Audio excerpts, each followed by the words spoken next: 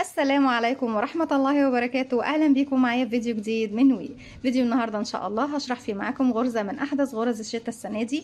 أتمنى يا رب تكون سهلة وبسيطة كمان عليكم وتنول أعجابكم. ما تنسوش إذا عجبكم الفيديو تدعموني بلايك وشير وسبسكرايب. غرزتنا النهاردة نستخدمها في إيه؟ نستخدمها في عمل بلوزة في منتهى الجمال والروعة والشياكة. عدد سلاسل البداية مضاعفات رقم 12، وبعد ما بضاعف 12 12 12 بزود في النهاية سلسلتين. نقدر نشتغل ايه بيها تاني؟ تكوني منها كوفية، تكوني منها شال مستطيل، هتكون في منتهى الروعة والجمال. هنستخدم مع بعض خيط في متوسط السمك مع إبرة رقم 3.5 ملم. نوع الخيط اللي بستخدمه معاكم النهاردة بقوله اس يو، هو نوع تركي، بيكون 100 جرام 200 متر. عندي هنا اكليريك 100%، وعامة بالنسبة طبعا للنوع اللي بيكون فيه اكليريك 100% بتبقى نسبة الوبرة فيه مش عالية اوي. بسم الله الرحمن الرحيم. بسيب مسافة من الخيط وببتدي ألف الخيط حلقة على الهواء، بدخل داخل الحلقة أسحب الخيط وأخرج منها. طرف الخيط بشده بقى في عقدة البداية. في البداية بيكون عندي على الإبرة حلقة، بلف الخيط وأخرج منها. بسم الله، 1 2 3 4 5 6 7 8 9 10 11 12. برجع تاني 1 2 3 4 5 6 7 8 9 10 11 12، وبكرر كمان 12 كمان مرة، وبعد كده هرجع لكم تاني. كده ضاعفت رقم 12 3 مرات. بعد كده في النهاية خالص بعمل 1 2 سلسلة، هسيب منهم سلسلة وبعتبرها ارتفاع غرزة حشو. وبعد كده بيكون عندي على الإبرة حلقة، بسيب أول واحدة بروح لرقم 2، بدخل في الحلقة الخلفية الباك لوب، هسحب الخيط وهخرج معايا على الإبرة حلقتين، بلف الخيط وأخرج منهم. بعد كده هاخد 5 سلسلة. بسم الله، 1 2 3 4 5. غرزتنا شكلها جديد جدا، مميز جدا، يعني مختلفة عن كتير من الغرز اللي شفناها مع بعض قبل كده. هعد من تحت 1 2 3 4 5 زي الخمس سلاسل اللي اخدتهم من فوق، وهروح في رقم 6 وهشغل غرزة حشو. 5 سلسلة، 1 2 3 4 5. بعد 1 2 3 4 5 وفي رقم 6 بشغل حشو، وبفضل 5 سلسلة حشو 5 سلسلة حشو 5 سلسلة حشو لغاية ما بوصل لنهاية السطر. في النهاية بعد ما اخدت اخر 5 سلسلة بعد 1 2 3 4 5، وفي اخر سلسلة عندي اشغال حشو. بكرر السطر دوت كمان 4 مرات، يعني 4 سطور كمان، بحيث ان يكون عندي 5 سطور فيهم حشو 5 سلاسل حشو. برجع ارتفع سلسلة والف شغل الناحية التانية. فوق الحشو الاولى بدخل اشتغل حشو زيها، ارجع 5 سلسلة، 1 2 3 4 5.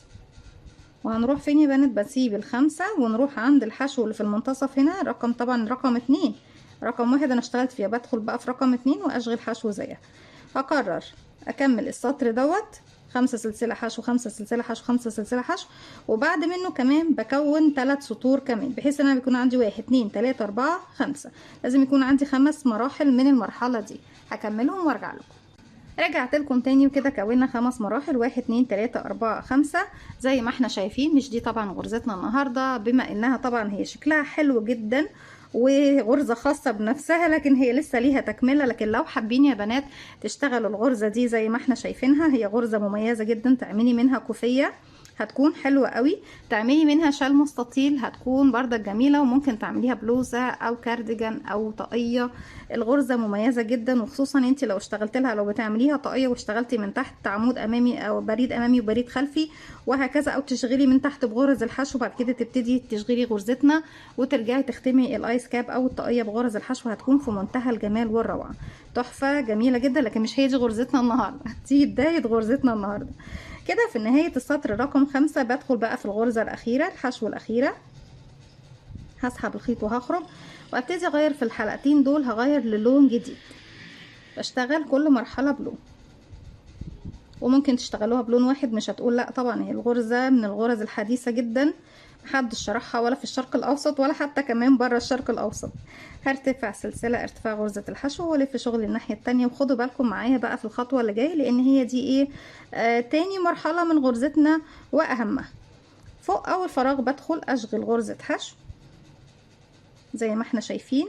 بعد كده هلاقي عندي ايه يا بنات؟ شايفين الخمس سلاسل؟ هشغل فوق كل غرزة فيهم غرزة حشو. باخد حلقة 1 2 3 4 5. بعد ما اشتغلت 5 شايفين بقى ال5 اللي بعديهم دول، هروح لأول غرزة فيهم وهشبك بغرزة منزلقة. مركزين معايا يا بنات؟ ترتفع سلسلة وألف شغلي الناحية التانية. هبتدي أشتغل على ال5 غرزة حشو، 5 غرزة حشو زيهم بالظبط اهو.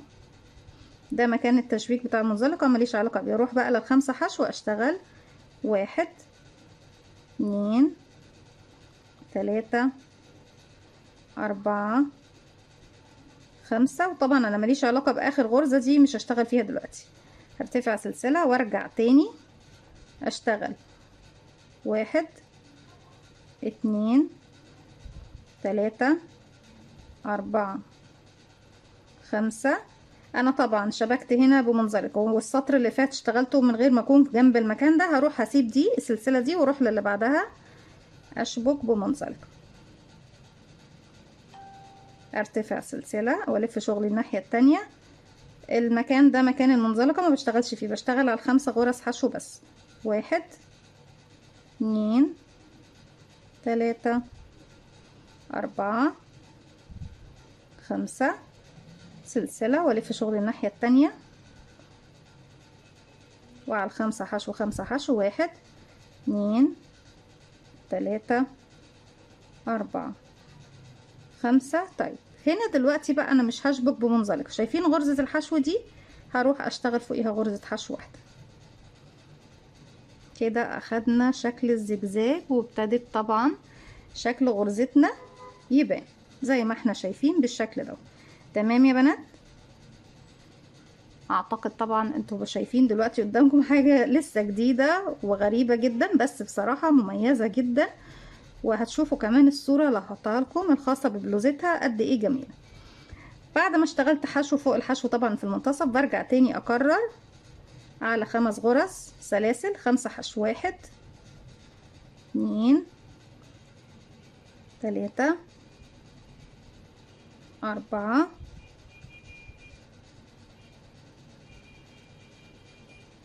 انا سبت واحدة هنا مش مشكلة، هنا 5. لا تمام كده، سيبناش حاجة، لا سيبنا،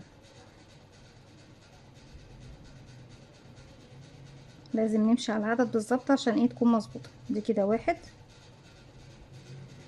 2 3 4 5 كده مظبوط. بعد ما عملت ال5 بسيب غرزة الحشو واروح لأول واحدة من ال5 دول اهي، جاية بس ضيقة شوية، اشبك فيها بغرزة منزلقة سليب ستيتش. ارجع ارتفع سلسلة، نلف شغل الناحية التانية. مكان الغرزة المنزلقة مليش علاقة بيه، بشتغل على ال5. 1 2 3 4 5. طبعا مكان غرزة الحشو مليش علاقة بيه. سلسلة والف شغل تاني واشتغل 1 2 3 4 5. والمرة دي هروح فين تاني؟ سلسلة بسيبها، بروح لرقم 3 واشبك بمنزلقة سليب ستيتش، سلسلة ارتفاع والف شغل تاني الناحية التانية. وعلى ال5 طبعا مكان المنزلقة مليش علاقة بيه، ببتدي اشتغل من اول واحدة من الحشو. 1 2 3 4 5.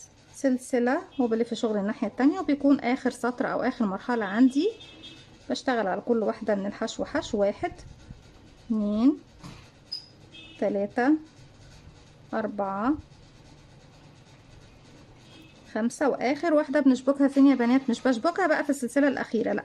شايفين غرزة الحشو دي؟ انا بسيب السلسلة الاخيرة وبروح لغرزة الحشو اللي احنا طبعا كنا بنشتغل فوقيها، واشبك بغرزة حشو واحدة.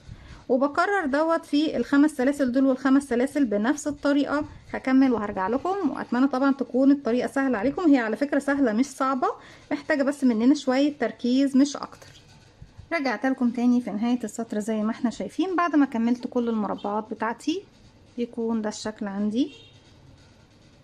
زي ما احنا شايفين شكل الزجزاج بدأ يوضح ويبان اكتر. احنا طبعا ما بدأناهاش زجزاج، بس هي في النهاية بتديني شكل الزجزاج. اشتغلت 1 2 3 4 5 غرزة حشو، بسيب اخر سلسلتين وبروح بقى فوق غرزة الحشو وابتدي ادخل اسحب الخيط واخرج. معايا حلقتين، هبتدي اغير اللون للون جديد. هسحب الحلقة اللي باللون الجديد من الحلقتين الموجودين عندي على الابرة. هبتدي اكرر المرحلة الاولى اللي هي كانت حشو سلاسل مسافة 5 سطور بنفس الطريقة. ارتفعت سلسلة وفوق اول غرزة عندي بدخل واشغل غرزة حشو واحدة 1 سنجل كروشيه، وارجع بعد كده 1 2 3 4 5. هنروح فين بقى نشتغل غرزة الحشو بتاعتنا؟ شايفين قمة المربع دي اهي، في المكان ده بدخل واشغل غرزة الحشو. تحت طبعا كنت بشغلها على سلاسل وبعد كده على غرز حشو. هنا اول مرحلة مش على سلاسل، اول مرحلة بتكون في قمة المربع زي ما احنا شايفين. ارجع 1 2 3 4 5. شايفين غرزة الحشو اللي في المنتصف اللي واخدة الخط اللي احنا طبعا طالعين بيه من البداية؟ بدخل فوقيها وبشغل غرزة حشو وبكرر 5 سلسلة. 1 2 3 4 5. باجي في القمة هنا عندي الغرزة الأخيرة وأشغل غرزة حشو رأس الغرزة نفسها. 1 2 3 4 5. غرزة الحشو اللي في المنتصف اللي واخدة طبعا خط البداية، فوقيها غرزة حشو. 1 2 3 4 5. آخر غرزة عندي هنا في القمة هنا بعمل غرزة حشو. 1 2 3 4 5. هنزل فين يا بنات بقى دلوقتي؟ شايفين غرزة الحشو اللي احنا سبناها في بداية السطر اللي فات او المرحلة اللي فاتت؟ بدخل اشغل فوقيها غرزة حشو. انا كده اشتغلت سطر من ال5. هكرر كمان 4 سطور بنفس الطريقة. هرجع بقى ارتفع. بصوا يا بنات شكل الغرزة طبعا بيبتدي يوضح. غرزتنا النهاردة حصرية ومش هتلاقوها غير في قناتي بس، محدش شرحها خالص ولسه محدش يعرف. حشو سلسلة وبعد كده بعمل حشو وارجع تاني اكرر 1 2 3 4 5، وهسيب ال5 سلاسل وفوق الحشو حشو وهكذا 5 سلسلة حشو 5 سلسلة حشو لغاية ما بكرر يا بنات وبعد 1 2 3 4 5. انا عندي 1 2. هكمل السطر دوت وكمان 3 سطور عليه وارجع لكم نكمل مع بعض. رجعت لكم تاني وزي ما احنا شايفين كده خلاص خلصنا مرحلة السلاسل ال5 سطور. بعد ما اخدت اخر 5 سلاسل بدخل في اخر غرزة عندي، اسحب الخيط واخرج زي ما احنا شايفين. معايا حلقتين. ابتدي اضيف لون تالت او بسحب اللون اللي هو طبعا ايه البينك ده من نفس المكان اللي انا واقفه فيه. اسحب بقى الحلقه الجديده من الحلقتين اللي عندي على الابره. هرتفع سلسله والف شغل الناحيه التانية. هبتدي يا بنات بقى ابتدي اشتغل بنفس طريقه المربعات، لكن المرحله اللي جايه دي هتكون مختلفه عن الجزء ده. ليه هتكون مختلفة؟ لاني عشان امشي بشكل الزجزاج وغرزتي طبعا تاخد شكل الزجزاج مرتفع ومنخفض لازم امشي بطريقة. انا هنا كان عندي كل مرحلة في مكان صح. هنا دلوقتي هشتغل نص مرحلة هنا ونص مرحلة هنا، يبقى كده عندي كوننا مرحلة والمرحلتين التانيين هيكونوا هما اللي في المنتصف. تمام؟ هتفهموا طبعا انا بقصد ايه دلوقتي. احنا ارتفعنا سلسلة بشتغل في اول غرزة غرزة حشو وبروح اشبك في السلاسل ال5 في اول سلسلة منهم. بدخل اشبك بغرزة منزلقة، هرتفع سلسلة والف شغل الناحية التانية، وفوق غرزة الحشو نفسها بشتغل 2 حشو. بعمل انكريز تزايد، اشغل 1 كمان مرة في نفس الفراغ 2. هرجع ارتفع سلسلة والف شغل الناحية التانية. اول غرزة بشتغل فيها 1 بس. تاني غرزة بشتغل فيها انكريز تزايد، يعني بشتغل فيها مرتين 1 وكمان مرة في نفس الفراغ 2 زي ما احنا شايفين. هسيب سلسلة واروح للي بعدها اشبك بمنزلقة سليب ستيتش. هرتفع سلسلة وهلف شغل الناحية التانية. مكان المنزلقة مليش علاقة بيه، ببتدي اشتغل. انا عندي هنا 1 2 3. هشتغل عندي هنا على اول غرزة غرزة واحدة تاني غرزة بشتغل عليها غرزة واحدة، اخر غرزة بيكون فيها انكريس تزايد، يعني بشتغل عليها مرتين، واحد وكمان مرة في نفس الفراغ، اتنين سلسلة والف شغل الناحية التانية. هبتدي اشتغل على اول غرزة غرزة واحدة كده واحد، والتانية غرزة واحدة اتنين، واللي بعدها غرزة واحدة تلاتة، وعندي هنا اخر غرزة بشتغل عليها مرتين، اربعة وخمسة في نفس الفراغ. بعد كده هسيب سلسلتين وهروح بقى فوق غرزة الحشو اللي هنا كانت عندي في الخط ده، واشغل غرزة حشو. انا كده يا بنات كونت ايه، بدل ما هنا كنت بكون مربع كامل، لا انا هنا كونت نص المربع، وفي النهاية هنكون نص مربع، وبرضك طريقة النهاية غير البداية هنشوفها مع بعض دلوقتي. ارجع هنا بقى من هنا لهنا بكون مربع زي اللي تحت بالظبط. بدخل في اول غرزة اشتغل واحد اتنين تلاتة اربعة خمسة. ونلاحظ حاجة يا بنات، ان السطر الاخير عندي هنا ختم ب5 غرزة بالظبط، زي ايه عدد الخمسة اللي احنا بنبتدي بيه. يعني هي شغل الخمسات هو شغال معانا من بداية ايه المربعات، ابتدينا بغرزة وختمناها ب5. هنا بقى عشان احنا بنكون مربع كامل فبنبتدي ب5 وبنختم ب5. بعد ما اشتغلت واحد اتنين تلاتة اربعة خمسة، بسيب غرزة الحشو وبروح للسلسلة الاولى من الخمسة اللي في اللي بعدهم، واعمل منزلقة، ارتفع سلسلة، وبكرر بقى زي ما قررت هنا يا بنات المراحل اللي هي دي. هكمل بقى المرحلة دي زي دي، وهنا كمان واحدة، وارجع لكم نكمل اخر جزء مع بعض. رجعت لكم تاني كده، خلصنا مرحلتين زي ما اشتغلناهم تحت بالظبط. في نهاية المرحلة رقم 3، طبعا احنا عاملين كده 2.5. في النهاية يا بنات عندي هنا بيكون في سلسلتين بسيبهم، وبروح لغرزة الحشو، بشغل غرزة حشو ايه واحدة، بحيث ان انا اشبك الجزء ده ايه المربع ده هنا. بعد كده هشتغل، انا عندي هنا انا هنا ابتديت بغرزة ختمت ب5، لا هنا العكس، هنا هبتدي اشتغل على ال5 سلاسل 5 غرز حشو. بسم الله، واحد اتنين تلاتة اربعة. بصوا يا بنات عندي رقم 5 والحشو اللي بعديها هاخدهم الاتنين مع بعض في تناقص ديكريس، يعني هشغل هدخل اسحب الخيط واخرج واخلي الحلقة دي على الابرة، ادخل في الغرزة اللي بعدها الاخيرة اسحب الخيط ايه واخرج زي ما احنا شايفين. وممكن الغرزة الاخيرة كمان هدخل من تحت حرف الفي كامل، اسحب الخيط واخرج.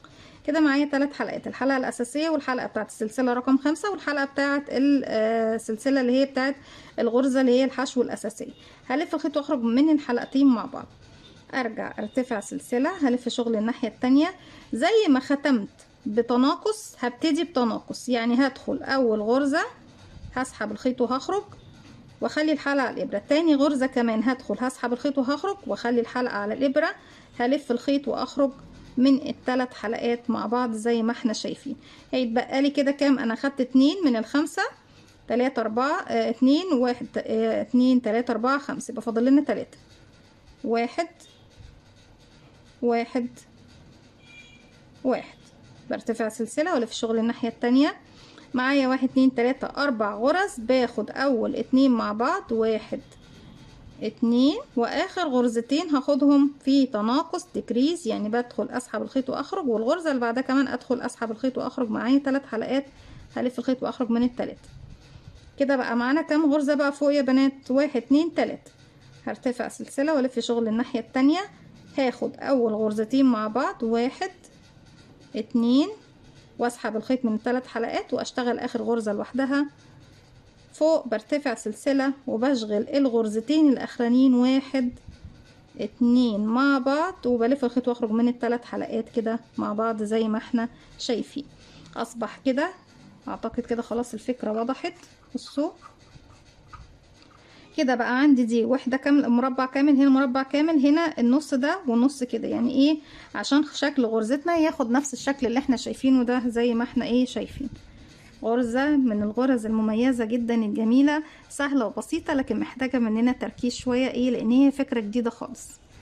ممكن نجيب لون جديد او اسحب اللون اللي هو ايه معايا في نفس الخط اللي هو بيكون اللون الابيض بالنسبة لنا احنا دلوقتي.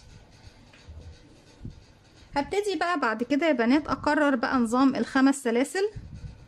حشو 5 سلاسل حشو وهكذا. لو هغير اللون مفروض بقى اني ارجع تاني ال3 حلقات دول اهو، بسيب اللون الاصفر وابتدي اغير اللون الجديد، اسحب الحلقة الجديدة من ال3 حلقات مع بعض، ارتفع 1 سلسلة والف شغلي بقى الناحية التانية، وابتدي اشتغل بنفس طريقة السلاسل اللي احنا عملناهم في المرحلتين السلاسل. اشتغل حشو 1 2 3 4 5، وهنزل هنا عند السلاسل اشغل حشو، وخلاص بقى الفكرة وضحت. 1 2 3 4 5، وفي القمة هنا هعمل حشو، وهكذا بكمل بقى ايه بنفس الطريقة. بس الخيوط هنا دخلت معايا في بعضها.